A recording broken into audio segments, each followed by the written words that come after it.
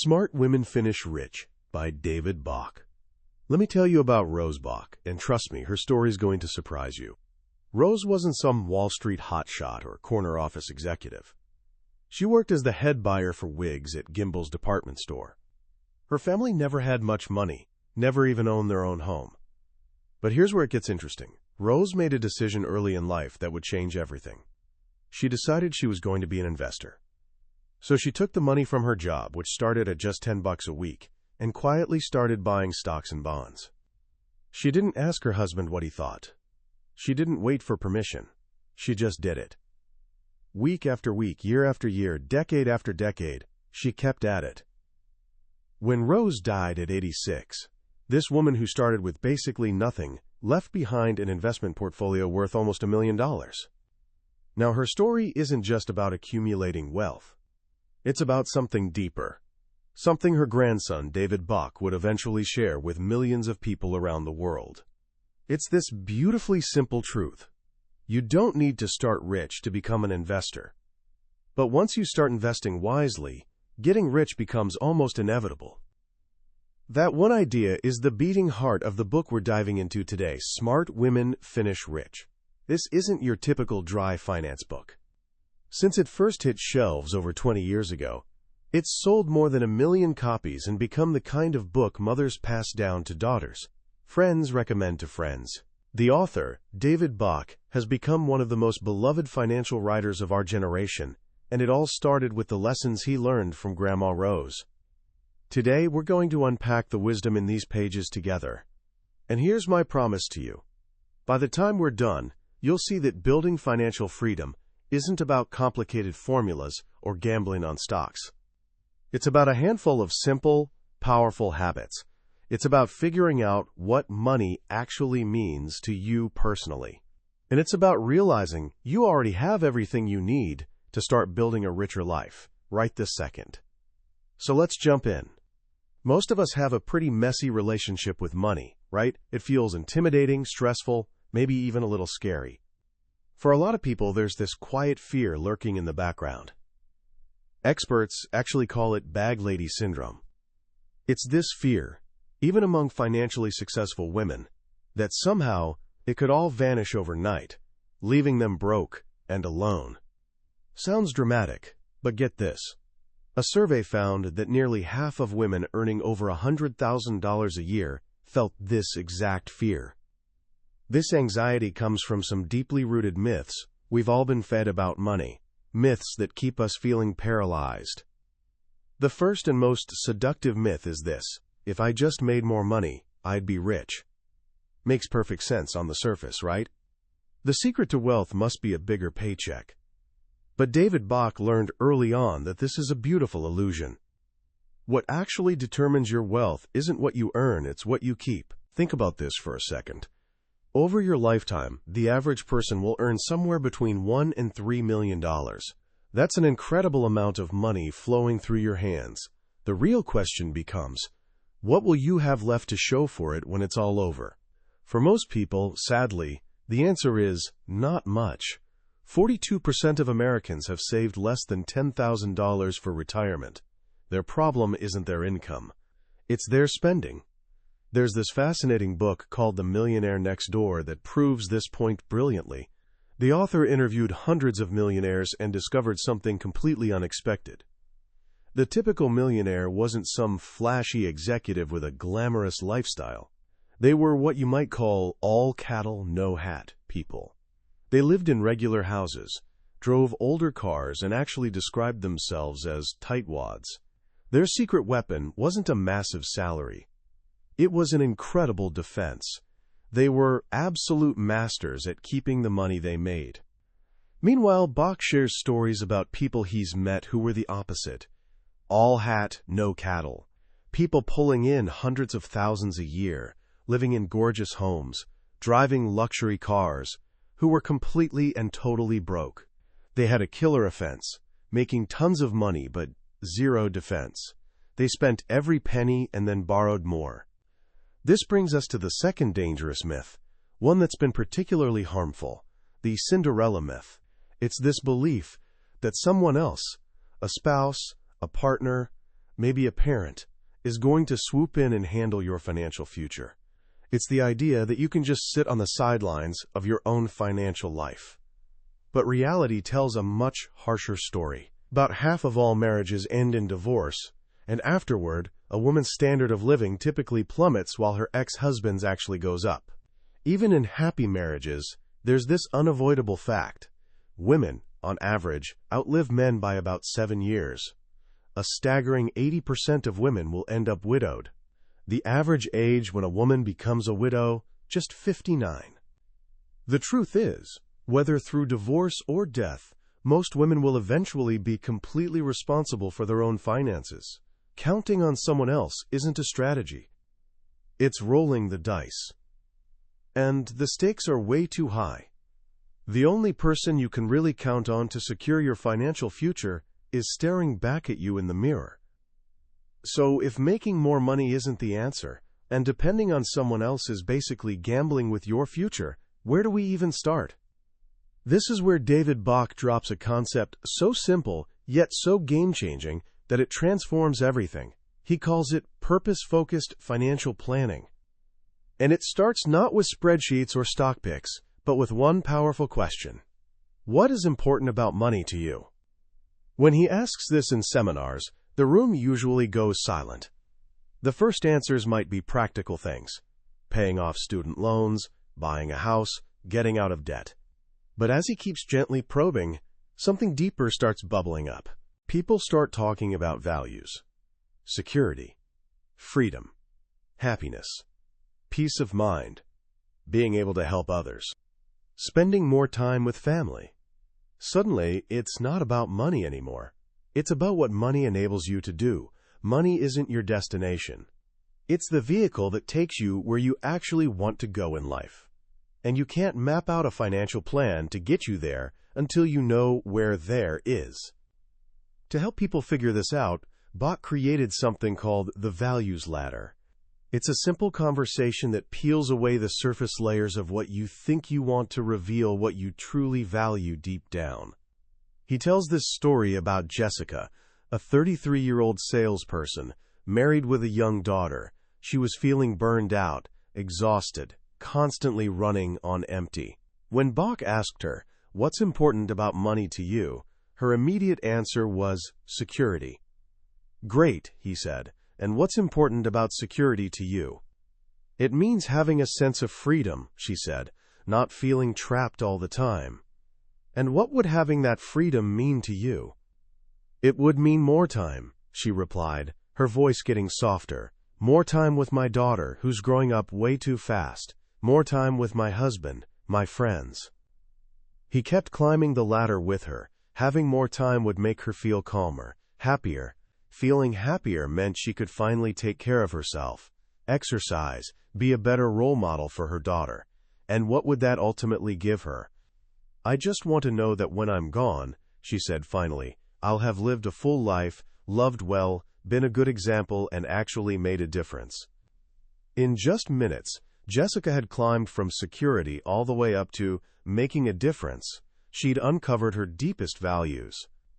Then they looked at her spending habits. She was making decent money, $75,000 a year, but living paycheck to paycheck. Why? Because over $2,000 every month was going towards stuff that had absolutely nothing to do with her actual values. Expensive clothes, the latest phone, restaurant meals. She was spending more than half her work week, 4 hours out of every 8-hour day, just paying for things that weren't even making her life better. When she saw this disconnect, something just clicked. For the first time, she had a crystal-clear reason to change. It wasn't about depriving herself. It was about alignment. It was about redirecting her money away from meaningless stuff toward the life she genuinely wanted to live. This is the foundation of finishing rich, putting your money where your values are. But even with this clarity, there's still this nagging question. This all sounds great, but where am I supposed to find the money to save? I'm barely getting by as it is. This is where Bach introduces his most famous concept, an idea so powerful it became its own best-selling book. It's called The Latte Factor. He shares the story of Deborah, a 22-year-old woman who came to one of his seminars. She insisted she was dead broke and couldn't possibly save even $50 a month. So Bach asked her to walk him through a typical day. Well, she started, I go to work. Do you grab coffee on the way? He interrupted. Her friend sitting next to her burst out laughing. Deborah admitted she couldn't stand the office coffee. Every single morning, she'd go downstairs and buy herself a double non-fat latte and a chocolate biscotti. The damage? About $5.50 a day. He kept going through her day and found another $10 in random purchases, a candy bar, a protein shake, a couple sodas. By the end, Deborah was dropping about $8 daily on small, seemingly harmless things. But that $8 a day added up to $240 monthly, nearly $3,000 a year. Then he showed her the magic trick. If she took that $3,000 a year, the money currently going to lattes and snacks, and invested it in her workplace retirement plan, where it could grow at an average 10% annually, by the time she hit 65, she'd have over $1.6 million. She'd be a millionaire. Deborah's eyes went wide. She'd never realized her double non-fat lattes were literally costing her $1 million. This is the latte factor. It's this simple, mind-blowing truth that everyone, no matter how much or how little they earn, makes enough money to become rich. What keeps us living paycheck to paycheck are these tiny daily expenses we barely even notice. The fancy coffee, the bottled water, the snacks, the subscriptions we forgot we signed up for. Each one seems totally insignificant on its own, but together, they're silently destroying our financial future. Finding your personal latte factor isn't about giving up everything fun.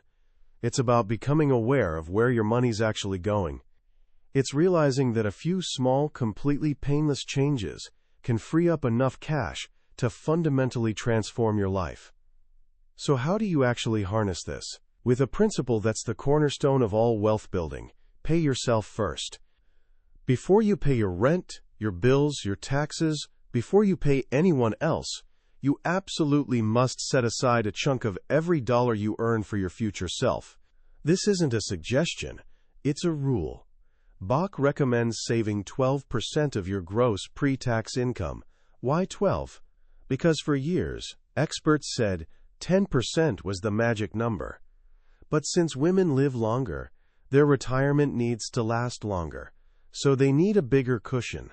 If 12% sounds impossible, start smaller. Begin with 1%, then bump it up by 1% each month. Within a year, you'll be saving 12%, and you'll barely have noticed the adjustment. The secret to making this actually work? Make it automatic. You cannot rely on willpower. We're all human. If that money lands in your checking account, you will find a way to spend it. The only way to guarantee you'll consistently pay yourself first is setting up a system where the money disappears from your paycheck before you even see it. This is the beauty of employer retirement plans like a 401k. The money gets automatically deducted and invested for you. If your workplace doesn't offer one, set up an automatic transfer from checking to an investment account on the same day your paycheck hits. The principle stays the same. Make it automatic, and you'll never have to think about it again. This one habit, paying yourself first automatically, is what separates people who finish rich from people who don't. David Bach tells this powerful story about two women, Betty and Lynn. They were best friends who started at the same company on the same day. They earned roughly the same salary for 35 years. But when they came to his office to plan retirement, there was this staggering difference. Lynn had $930,000 in her retirement account. She was ready to retire comfortably and enjoy life. Betty had less than $300,000. She'd have to keep working for another 15 years. What made the difference? Betty remembered a lunch conversation they'd had 35 years earlier. Lynn decided she was going to max out her retirement contributions, putting in the full 15% allowed. Betty thought that sounded like too much. She decided to start with a minimum 4%, telling herself she'd increase it later when she got a raise. But later never came. There was always something else, a new car, a vacation, college costs for the kids. She never got around to it. That one small decision, made decades ago, resulted in a $600,000 difference in their futures. The lesson couldn't be clearer. Maximize your contributions and do it now. Now that we've got a system for saving, where does the money actually go? This is where Grandma Rose's wisdom comes full circle. Don't put all your eggs in one basket. Bach simplifies this timeless advice into his three-basket approach to financial security. You need three distinct baskets for your money: a security basket, a retirement basket, and a dream basket. The security basket is your financial foundation.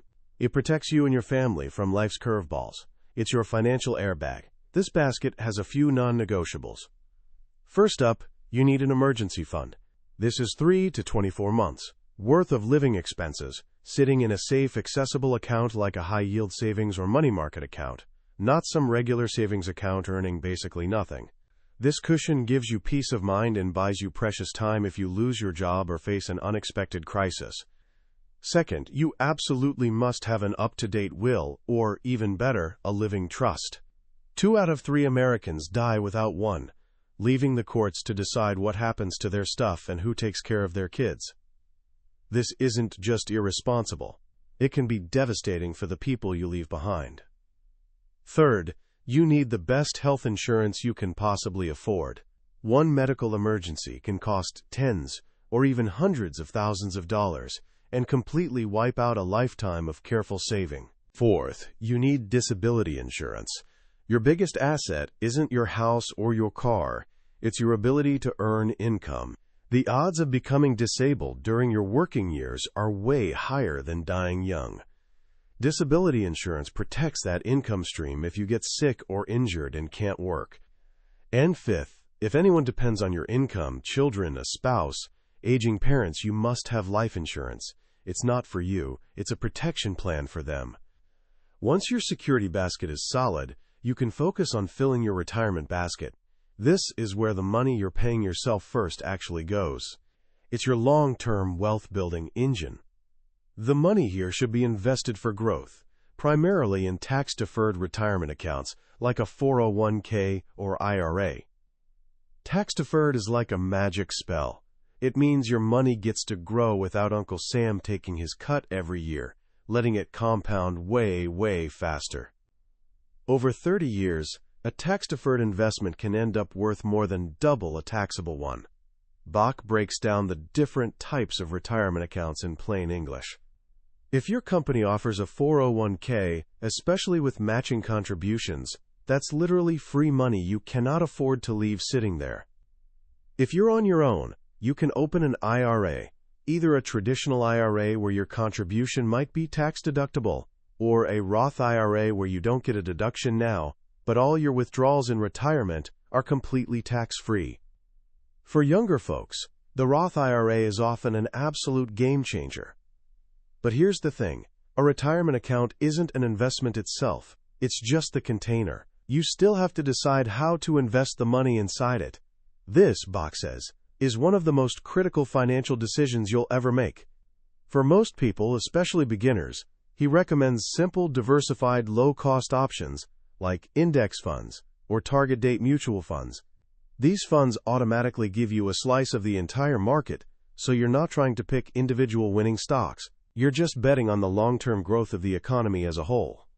The third and final basket is the dream basket. This is where things get really fun. Your retirement basket is for future you, decades down the road.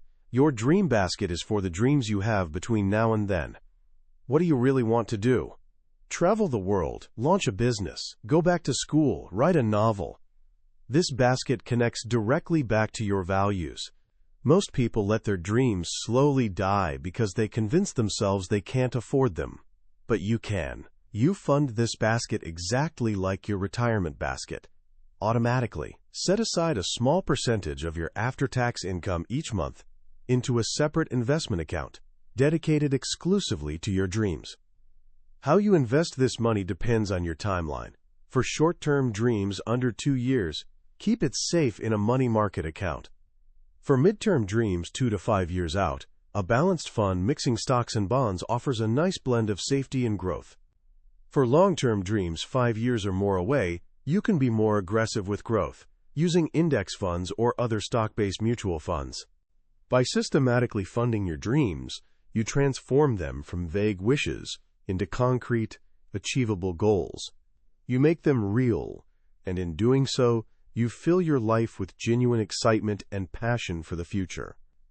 This three-basket system gives you a complete framework for financial security, but knowing the rules isn't enough. We also need to know the common traps that cause people to fail. Bach outlines the 10 biggest mistakes investors make, but they basically boil down to a few key themes: letting emotions hijack your decisions, trying to be clever instead of consistent, and falling for get-rich-quick fantasies. One of the biggest mistakes is trying to time the market, jumping in and out of stocks, trying to predict the peaks and valleys. Spoiler alert, it doesn't work. History shows that if you miss just the 30 best days in the market over a 20-year period, your returns get slashed to almost nothing. The secret isn't timing the market. It's time in the market. Another mistake is not diversifying, putting too much money in one hot stock or trendy sector. We saw this spectacularly during the dot-com crash, when people who dumped everything into tech stocks lost their life savings overnight. A balanced, diversified portfolio is your best shield against market chaos. And finally, a mistake that can silently sabotage your future is getting a 30-year mortgage and actually taking 30 years to pay it off. Over 3 decades, you can end up paying nearly double the original loan amount just in interest. But there's a simple hack. Make one extra payment a year, or throw a little extra each month toward the principal. Just switching to paying your mortgage bi-weekly instead of monthly can shave years off the loan and save you tens of thousands in interest. The sooner you own your home outright, the sooner you're truly free. These principles, understanding your values, finding your latte factor, paying yourself first, and filling your 3 baskets, form a complete roadmap to financial independence. But David Bach's final message goes beyond just managing what you have. It's about attracting more wealth into your life. He offers what he calls the 12 commandments of attracting greater wealth, which are really about taking control of your career and your entire life. The most important one: refuse to accept less than your worth. Too often, especially for women, we're too nice when it comes to money. We don't ask for the raise. We don't negotiate the higher salary. We accept whatever's offered because we don't want to seem greedy or difficult. But here's the truth: you earn what you accept. If you accept less, you'll get less. You must do your homework, know your value in the market, and have the courage to ask for what you actually deserve. Often, a 10% raise is literally just one conversation away. A conversation that could add thousands of dollars to your annual income for the rest of your working life. And if you're stuck in a job you don't love, one that underpays you, undervalues you, or underdevelops your potential, then you need the courage to walk away. Life's too short to spend it doing something that drains your spirit. What would you do if you knew you couldn't fail? The answer to that question might just be the key to unlocking your future. Ultimately, the journey to finishing rich is about way more than numbers on a page. It's a journey of self-discovery and empowerment. It's about building a life that's not just financially secure, but also joyful, purposeful, and perfectly aligned with your deepest values. It's about having the freedom to live your life with zero regrets. As we wrap up Smart Women Finish Rich, what really strikes me is how refreshingly simple and human its message is. In a world where finance often feels like some exclusive club for experts speaking a foreign language, David Bach basically throws the doors wide open and says, "You belong here." And honestly, it's way easier than you think. The real power of this book isn't buried in some complex investment strategy. It's in 2 fundamental perspective shifts. First, the values ladder. This is, hands down, the most transformative idea in the entire book. By asking, "What's important about money to you?" Bach completely reframes the conversation. Suddenly, saving money isn't about sacrifice or deprivation. It's an act of self-care. It's about funding your freedom, your security, your ability to make a real difference. When you have a why that powerful, the how becomes so much easier. You're not just budgeting anymore, you're actively building the life you want. Second, the latte factor. This concept is pure genius because it demolishes the biggest excuse people have for not saving: I don't make enough money. Bach shows us, with beautiful clarity, that the path to $1 million retirement isn't paved with lottery tickets or six-figure salaries. It's paved with the double non-fat lattes we choose not to buy. It democratizes wealth building. It makes it accessible to literally everyone, right now, with the money they already have. It's a message of profound hope and genuine empowerment. What makes this book endure 2 decades after it first appeared is that it's not about getting rich quick. It's about living a rich life, slowly and deliberately. It's about the quiet power of consistency, the magic of automation, and the deep satisfaction that comes from taking control of your own destiny. It's technically a book about finance, but really, it's a book about freedom. So how can you start applying these ideas today, right now, without feeling overwhelmed? Let me suggest 3 simple actions. First, take 5 minutes tonight and ask yourself that one question: what is important about money to me? Don't judge your answers. Just write down whatever comes to mind first, then ask, and what's important about that to me? See where the latter takes you. This simple exercise can bring surprising clarity. Second, for just 1 week, become a detective and hunt for your personal latte factor. Pick one small daily expense, a coffee, a snack, a soda, and track it carefully. At the end of the week, multiply that total by 52. That number isn't meant to make you feel guilty. It's meant to show you the actual power you're holding in your hands every single day. Third, make one thing automatic. Log into your bank account right now and set up a recurring transfer of just $10 a week from checking to savings. Just $10. The amount genuinely doesn't matter. What matters is taking that first step to create a system that works for you, even when you're not actively thinking about it. That's the real secret of this book. It's not about becoming some financial genius. It's about building a few smart, simple systems that let you get on with the most important thing: actually living your life. That was a summary of Smart Women Finish Rich by David Bach. We've covered the big ideas today, but a summary is like looking at a map of some beautiful country.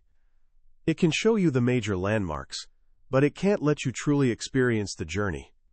The real magic of this book lives in the stories, the specific details, and the way Bach's warm, encouraging voice guides you step by step. If anything we've talked about today sparked something in you, a flicker of hope, a sense of real possibility, I encourage you to grab a copy. Reading it isn't just about learning. It's about giving yourself the gift of financial peace of mind, a gift that can genuinely change the entire course of your life. There's a link to the book in the description. Also, if you found this journey valuable, please take a moment to like this video and subscribe to the channel. Your support lets us keep exploring the world's most powerful ideas together. Let's keep learning, keep growing, and build a library of wisdom that enriches our lives every single day.